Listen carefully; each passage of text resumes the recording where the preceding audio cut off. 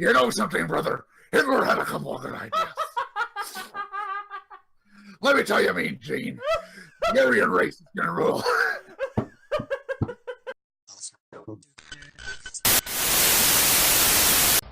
The following announcement has been paid for by the New World Order. Hello, everybody. Welcome to REUPLOAD, the best show about wrestling you obviously have not heard of.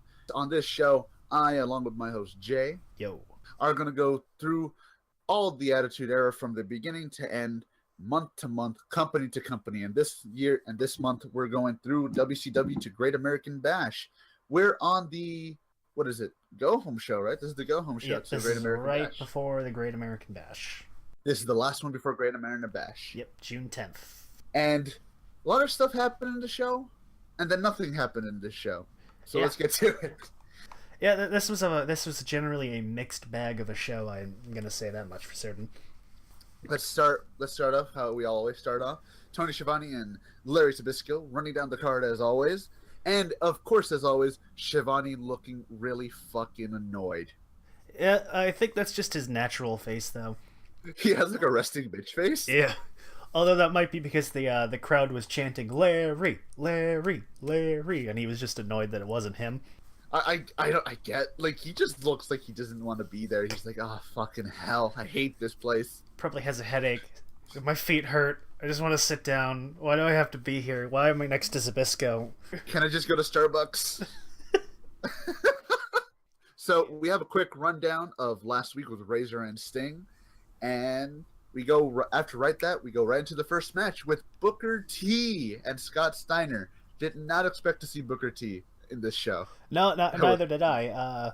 Actually, before the match, there's one thing that I think it was Zbyszko said where he's just like, next week is this week, and I don't even remember the context, but I wrote that down because that's like the stupidest thing I've ever heard in my life. Oh yeah, it's because they had the recap. Oh yeah, they were doing the recap of with Scott Hall and Sting. Yeah, and he was like, you said next week, but next week is this week. It's like, next week is this week, so where is he? What's he gonna do? Where is he gonna be? See, it's funny because, like, even in context, that's still a strange line to say. Yeah, it's just one of those sentences that just doesn't sound natural. But whatever. So we get to Booker T versus Scott Steiner. Booker T still having the same fucking theme song. What? He has the same theme song in the WWE also. It's like, Jesus Christ.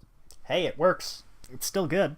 It is. So before we get right to the action, I do have to say, I never realized how tall Booker T was, but that could be because of the ring. Because the ring in WCW is way, way smaller than WWE's. Mainly to make the cruiserweights actually look tall. So regular people look like fucking giants. That's pretty awesome. Yeah. So we get down to the match. It was a pretty long one, surprisingly. I expected it to be a little bit shorter for the first match, but I suppose give the best foot first and then the best one last, and just kind of fill in space in the middle. It was a pretty long one. Booker T and Scott Steiner are pretty evenly matched, so there's a lot of reversals, a lot of trading blows. Everything goes on for loving the suplexes from Scott Oh my Steiner. God, so many suplexes, throws, body slams. Brock Lesnar, eat your heart out. There was one part where Booker T climbs up on the ropes and does like a flying body slam, but he like spins in midair to do the slam. I have no idea what the hell that's even called, but it was awesome. It's just a cross body splash. Oh well, yeah, it was pretty cool. There's one thing that I want to ask. Maybe someone in the comments can inform me on this. How is an atomic drop? And the atomic drop is when like they pick you up and then they like land you crotch first into your knee. How is that not a DQ? Isn't that technically a low blow? Or is it like counting the fact that your knee is like hitting their ass? I don't know how that's a thing. So maybe somebody can, I don't know, explain that to me. Oh yeah, this one was mostly a battle of endurance because you could tell near the end of the match that both of them looked just absolutely exhausted near the end. There's a couple of missed hits early near the end of the match too, so yeah, you can just really tell that they're just getting tired and they wanted to end. I just want to know who was the face and who was the heel in the match, because I wasn't really sure. Because from what it seemed, the crowd was cheering both of them evenly. Just choose whoever which one you want. Maybe since they're like in the South, I guess Booker T automatically is the bad guy or something. I don't know. I don't know. This is WCW, so I wouldn't be surprised. Yeehaw! Uh, I'm from Texas. I can make these jokes. um, Funny enough, the finish of the match came kind of out of nowhere because it was just a belly to belly suplex that took him out, and I'm like, huh.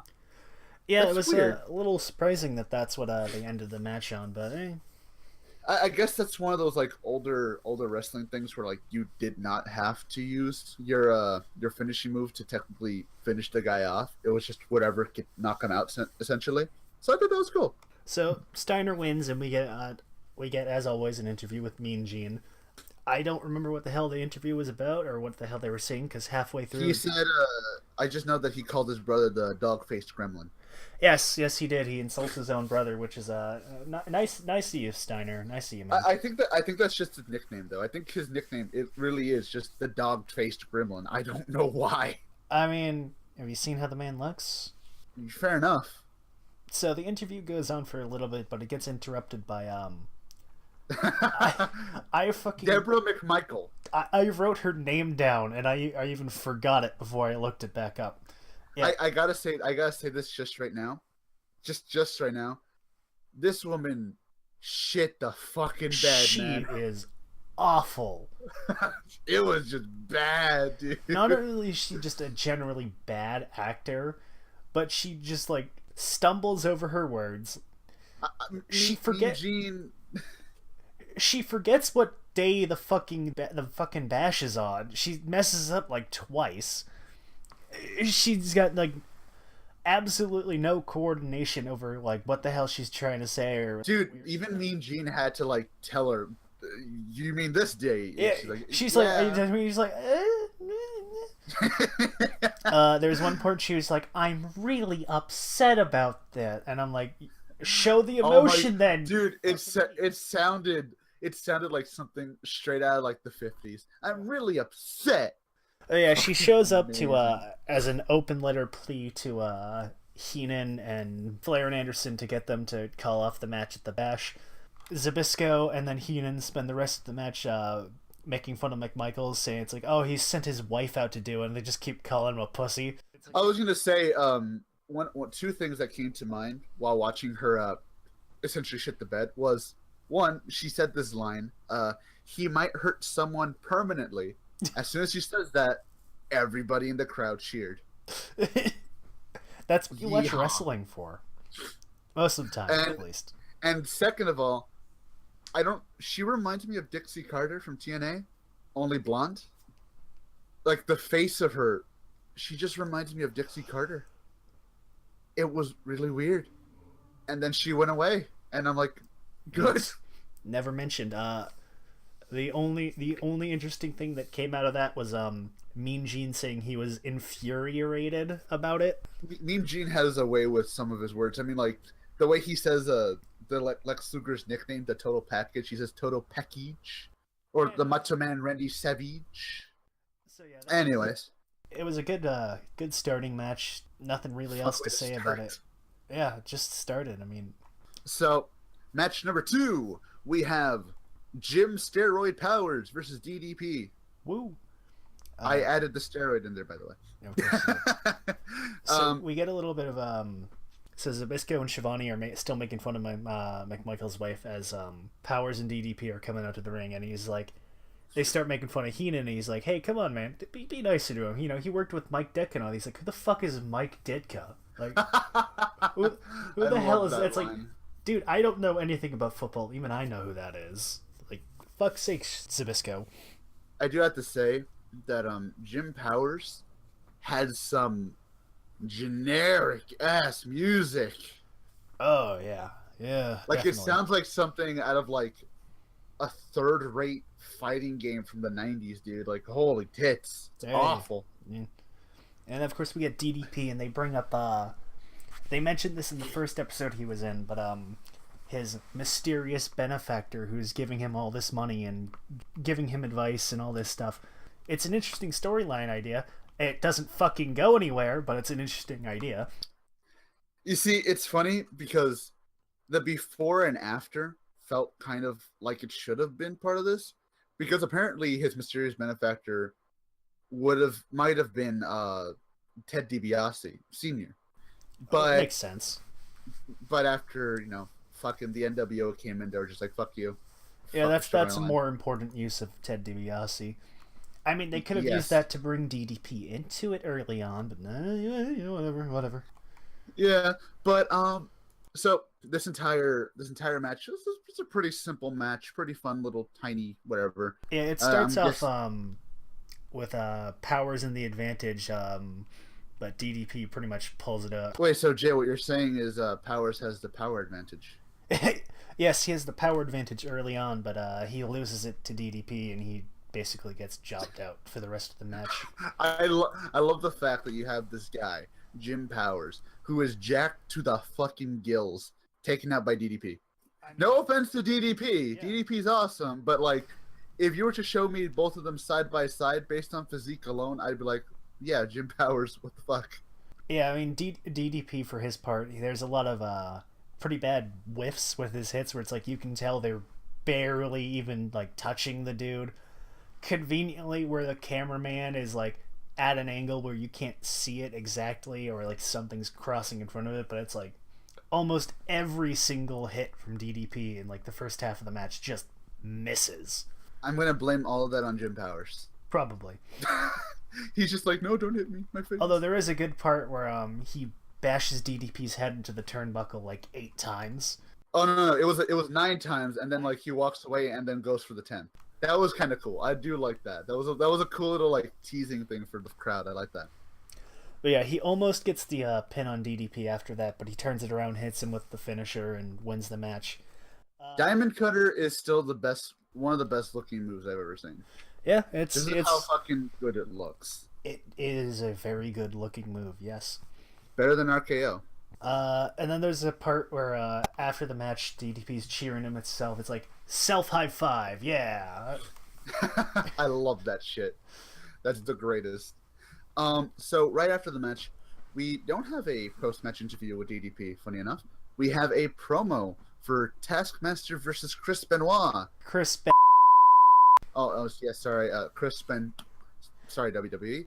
But funny enough, this entire promo turns from Chris Benoit versus Taskmaster into Taskmaster's true plan to beat Hulkamania, because fuck you, it's about Hulk Hogan. Yeah, I think it's a very good contrast to the one we got last time, where the last time it was, why the fuck do people keep trusting the Taskmaster, this obviously evil motherfucker, and his team, Satanist. the Dungeon of Doom, and then they turn it around where now it's about, why the fuck do people keep trusting Chris Benoit, this obviously dangerously insane lunatic as well, but otherwise, Hindsight's 2020. Pretty much. Hindsight, man. I just think it's a very fun contrast where it's like we have 1 week where it's saying, why are they trusting this people? And then the next episode is, why the fuck are they trusting the guy who we were telling you to trust last week? It is kind of interesting because it's kind of like trying to make the crowd choose sides in a way, and I'm like, that's actually kind of cool. Yeah, I think it was so you're not technically sure, like, oh, maybe Chris Benoit really is the bad guy, but obviously the other guy's a fucking Satanist. So here you go. I do know they showed a clip of what you were telling me last week with Brian Pillman. It's like, I respect you, Booker, man. Yeah, he just fucked up.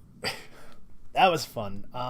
Yeah, right after that, we get a very quick hype package for Conan Sentai. That's all I fucking wrote, because he looks like a fucking Power Ranger.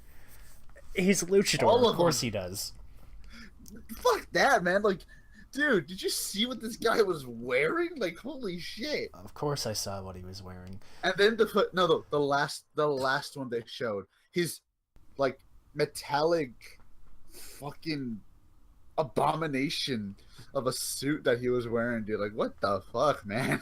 That was weird. Yeah, but then of course we get to the interview with Mean Gene, and he's not wearing anything. He's just kind of basic clothing, not even like a mask or anything like he does. It's just hanging out in the open. Well, he doesn't technically wear a mask. That's only for his entrance. Oh, well, either way. Yeah. I don't even remember anything about the interview. It was kind of a nothing one. I wasn't even paying attention, to be entirely honest. I did. I wrote down some of it. he said that he was going to face El Gato for the U.S. title. By the way, that means cat. He then begins to speak in Spanish, and then that's it. Moving on. Yeah. So from here on, during the next match, we get some very, very, very casual racism from Zbyszko about Conan. Oh, dude, I wrote the same thing down. I want to read this quote. So Zbyszko, out of fucking nowhere, starts saying this. All this talk about Mexicans and South Americans, where they wrestle boa constrictors. And then a little while in, he says, the U.S. champ should at least have a fucking green card. I'm like, whoa. I was fucking shocked that he said that. I was just, what the fuck, dude? The 90s, man, they were different. I get this is WCW and casual racism is the norm, but Jesus Christ, casual racism in wrestling in general. Good point. I mean, like I said, this is the 90s. People were not as sensitive to that. Honestly, to me, I found it fucking hilarious. Jesus Christ. I'm not gonna lie, it was kind of funny, but it was just like so out of left field. I think that's one of the good things about watching this show, is that you hear things that you would never hear nowadays. Oh my god, yeah. Never hear the WWE say this shit ever. No. It's like last week when I was saying, like, imagine Seth Rollins, shitting on Shinsuke Nakamura, say, I just beat Junior Tojo. It's like, you just never hear this. No, not at all. It caught me. I'm not gonna lie, it caught me, but Jesus Christ, Zbyszko. It was funny. It was fucking hilarious, though.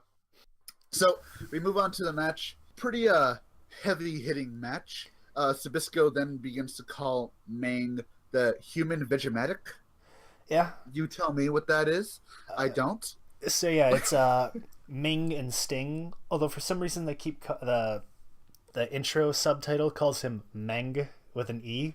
Well, obviously Scott Hall took over for this day. You're gonna get Meng and Sting with an E. Meng and Sting. I could almost hear it in that accent too. Yeah. Oh man.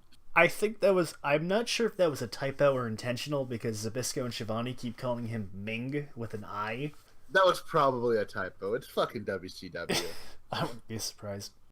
One little thing I want to point it out about this match was every time Sting would beat the shit out of Ming, I'm gonna start saying Meng out of just habit now.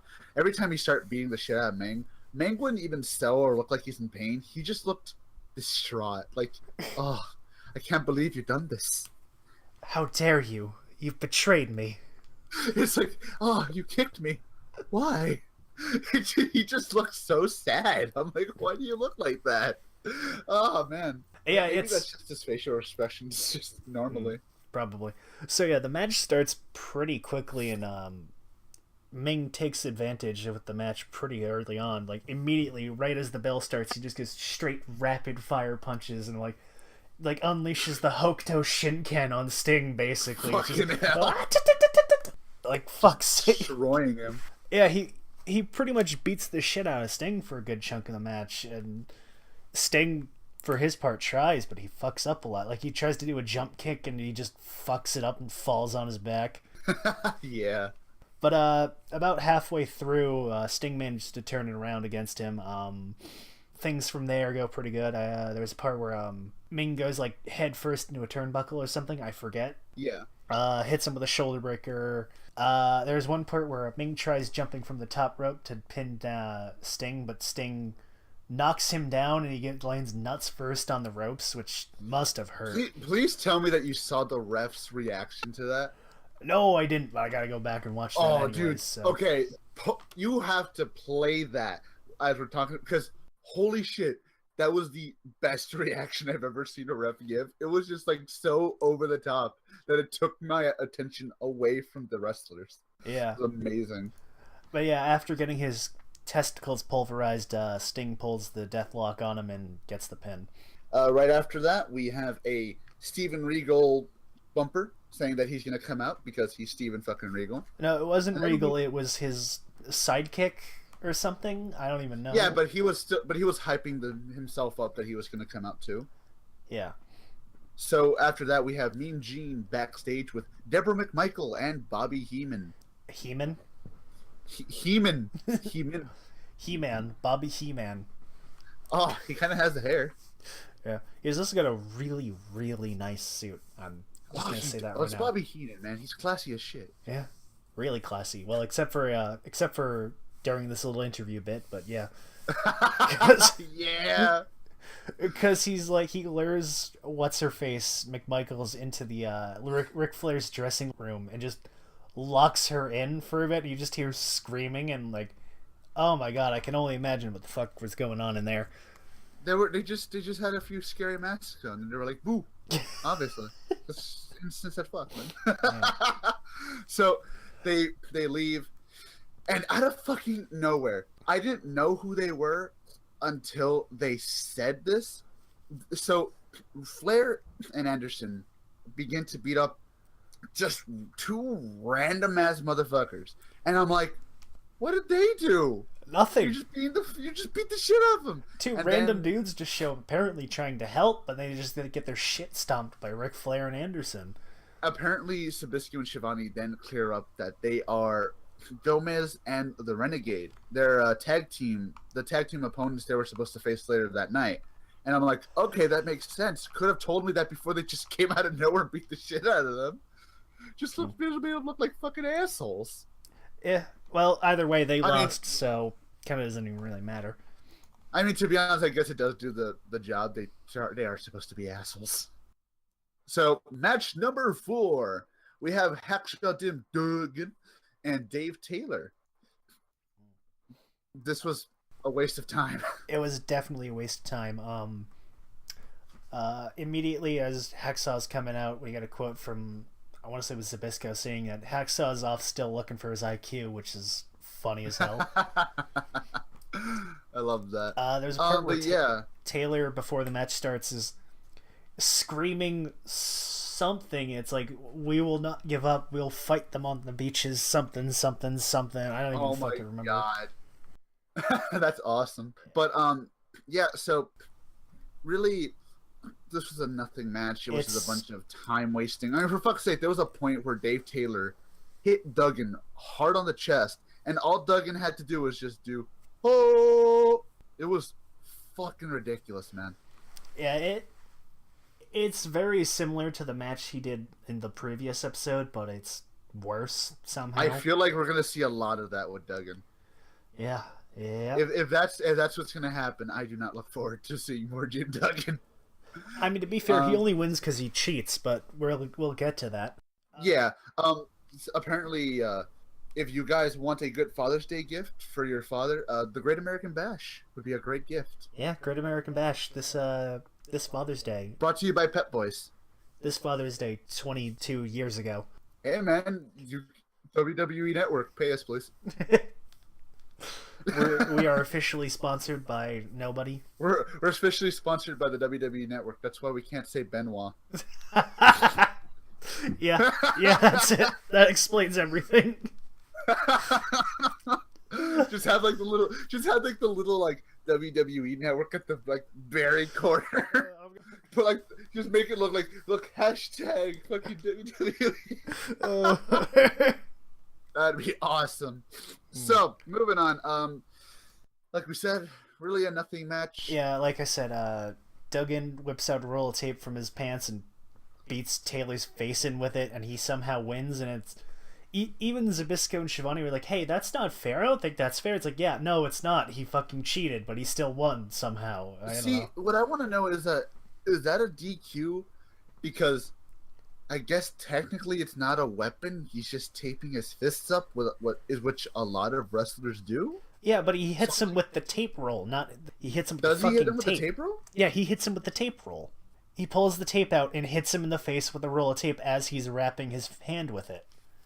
I guess, I guess the tape just isn't considered that much of a weapon. I don't know. I don't even think the ref was fucking watching, but even like... He was looking straight at the fucker. Who the fuck knows? I mean, even Shivani and Zbyszko were like, "That's not fair. What the fuck, man? Come on, asshole." Yeah. So right after that, Duggan being a dick, we have a Rey Mysterio versus Dean Malenko hype package. Two things. One, Rey Mysterio is way tinier now in this one. I mean, obviously, I know why, but it just looks so weird seeing him then and seeing him now, how tiny he was. And two, I noticed this in the Conan package as well. The music they use for these fucking hype packages, what is this shit? It is the cheapest awful. royalty-free music they could get. But that just comes and goes right afterwards. Then we have a backstage interview with Mean Gene, with Big Bubba and Jimmy Hart, and Big Bubba still has the fucking hair. Why does he have the hair? What the fuck, dude? No. What makes me laugh is that he had to go through the effort of picking up the hair from the ring last time when he threw it all over the place. He had to do that to keep it with him. Like, that is some dedication. You're not even gonna keep it in a bag. You're just carrying it around your fucking pocket or something, dude. Like, what the fuck? Hair. He's just gonna use it as a weapon against people. So, I mean, to be fair, I wouldn't Bubba, fucking expect that. So, I mean, nobody would. So, Big Bubba, he gives us a recap of the greatest promo of all time. I'm not a fish. I'm a man. Yeah, Mean Gene fucks up remembering what the hell his name is. He's like Avalanche, Shark, Test, whatever the fuck his name is. I don't even know. Tentacles. Big John Tentacles. That's a good one. So, all the while, Mean Gene is, he's interviewing Jimmy Hart for a little bit, and all the while, Big Bubba is doing little tricks with the scissors, like he's doing with a revolver or something. It's ridiculous. And then Big Bubba says, "You're not a man anymore," and then he fucks up. He's like, "Oh wait, shit, no. You're not a fish anymore. You're a man. And I'm going to teach you what a man is," or something like that. Ridiculous. Complete ridiculousness. So, we move on to match number 5. Scotty Norton versus The Giant. Scotty Norton gets a small interview with Mean Gene to recap the whole feud. And then we get a view of the night. The shot of the night. These two random-ass motherfuckers in the worst hot pink jumpsuits I have ever fucking seen. Oh. They look like two pieces of bubblegum. It is ridiculous. So before the match starts, the second hour of Nitro begins. Nitro. So match starts. Giant just fucking manhandles. It's fucking Scotty Norton. I mean, I think it was Shivani pretty much sums up the match before it starts. Just the Giant's trying to end everyone's career with the choke slam. I mean, yeah, basically that's basically this match. I mean, did you see the fucking state of the chokeslam he gave outside of the ring? Right? God, I don't care how much padding you got. That shit's gotta fucking hurt. Not only did he went face first into the ring pole, the unpadded part of the ring pole, and then got choke slammed on the floor. And even they're like, "Oh my fucking god, that's like bare concrete. That padding's nothing. What the fuck, man? He's dead probably." At least with the ring pull, he slowed himself down, and it obviously, he could protect himself from that. With a choke slam, you're just slamming him right down the fucking floor. Yeah. So, right after he gets the win by choke slamming, because of fucking course he did, Luger shows up out of nowhere to try and sneak attack him, but it doesn't really work. Grabs Luger, brings him over to Ric Flair's VIP table, tries to choke slam him through the table for the third time, but he manages to kick out and runs away. And then he crashes the announcer stand just to fucking taunt the Giant before he runs off and isn't seen again until the very end of the night. I just like how when the Giant gets kicked, right? It's not that he's in pain. He's just fucking yelling. He's like, "Ah, Luger!" I mean, yeah, that's pretty much part of the course where it's just he doesn't feel pain. He just gets more angry. I love it. He just gets pissed. That's his gimmick. He just gets pissed. Yeah. I'm gonna be honest. I really did not care much for that match. I mean, as entertaining as the Giant always is, and I love the hell out of the dude, every single fucking match he's done that we've seen so far has been exactly the same. Well, of course, because he's going against fucking jobbers. I mean, yeah, but it's like every single clip we've seen of him showing up is just he shows up, no sells, and then tries to choke slam somebody. And it's happened like 6 fucking times already. In 3 episodes. Let's just hope that the Great American Bash comes out better. Because, I mean, I even wrote at the end of here, it's like, what the fuck did you expect? It's a giant match. I'm like, what do you expect? Random... That's a bad thing to say when you're watching something. I mean, like, we already saw what happened when he tried to fight this guy last week, and now he's trying again. Like, I don't know what the fuck you expected. You're gonna lose again, pal. I think that's the definition of insanity. Technically, yes. So, we move on to match number 6. Billy Kidman. Billy the cocaine addict in a couple of years Kidman. I'm not saying that because he's actually a cocaine addict. I'm just saying that because he was part of a stable where he played one. Fuck you. Well. Exactly. Don't kill me, Kidman. He probably will. And we also have him versus Steven Regal. Thank you. It was just Regal basically kicking the shit out of Kidman. Yeah, it was a rare match where Regal wasn't getting his shit wrecked early on for comedy reasons. I will say that Kidman, if this is what the cruiserweights can really put up in WCW, because remember, I've never seen WCW back in this era, never, and I always hear the best things about the cruiserweights. If Kidman is just a fucking taste of what the cruiserweights in WCW can do, I'm in. Because, like, did you see the fucking roll-up that guy did? He looked like he twisted in mid-air. Like, holy shit. Like, I'm so excited. More of this. Thank you. But, yeah, it was, I am too, actually.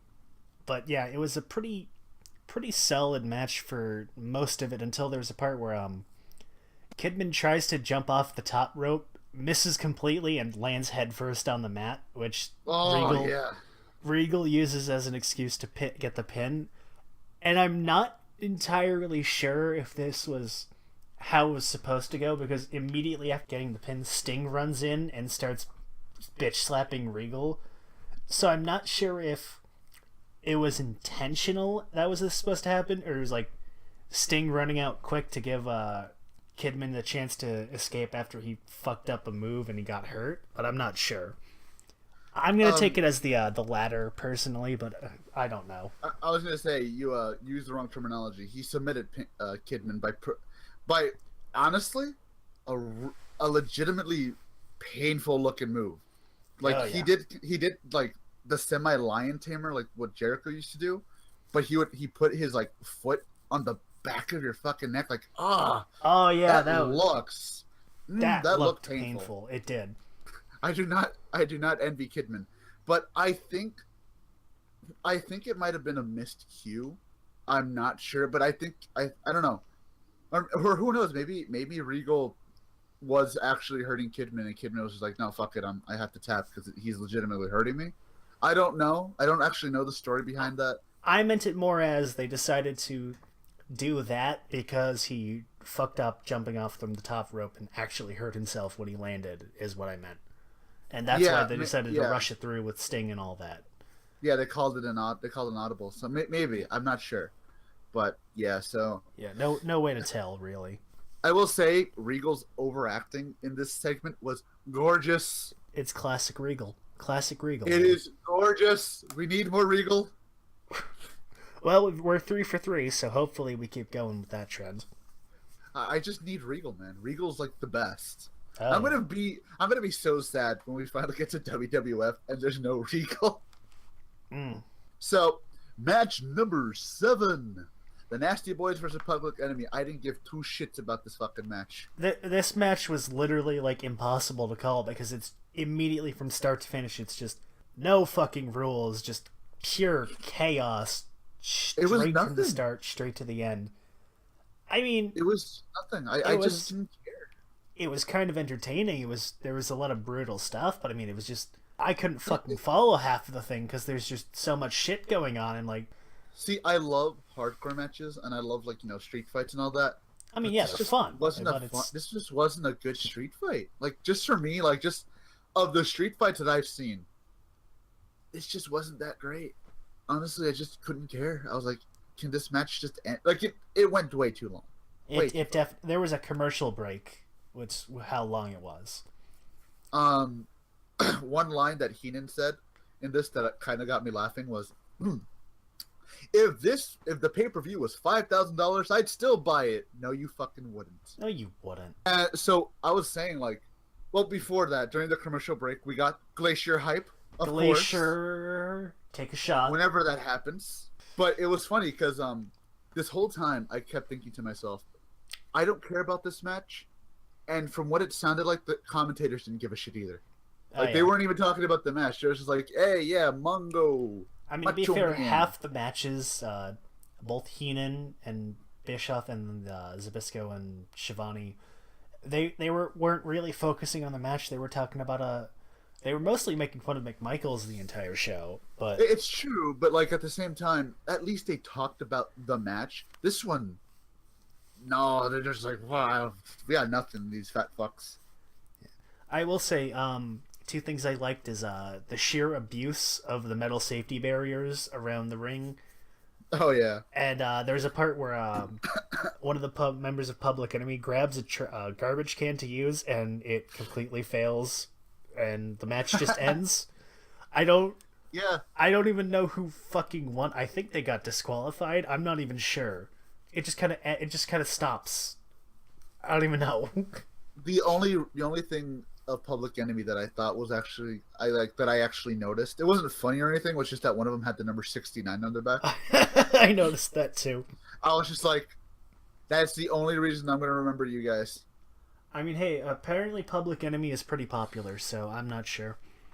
Popular my ass. See, okay, so let's give a quick little rundown of Public Enemy. So Public Enemy, very popular in WCW. It's very over because Paul Heyman just can't make you over. Went to WCW first, then they stopped. Went to WWF. Farouk and JBL beat the living shit out of them because they chose the enemy team over theirs. And they never got seen again. And then they went back to WCW, and then they got fired. And now they're both dead, I think. Actually, no, I think they are both dead. Funny story, isn't it? Anyways. Yeah, definitely funny. So, another Hogan hype package. Take a shot. Maybe every time they mention Hogan, just take a shot. Yeah. Oh, and right afterwards, I have to talk about this. Mainly because it just made me laugh so much. We have a hype package for the Macho Man, McMichaels, and Mongo. All I have to say was, what the loving shit was that hillbilly banjo music they were playing in the back? What the fuck was that? I mean... it got me laughing, and I was like, you want me to take this seriously? This sounds like documentary footage they would play for me in elementary school. It's like, bang, bang, bang, bang. WCW, I guess. Southern. I guess. It's what they could afford, man. It's what they could afford. It just made me laugh so much. I'm like, what is this? But, yeah, that was funny as hell to me. I'm more surprised that they actually played it because Macho Man was there. I mean, they're spending so much fucking time talking about how much Macho Man is a dangerous lunatic and that they're not even going to acknowledge him.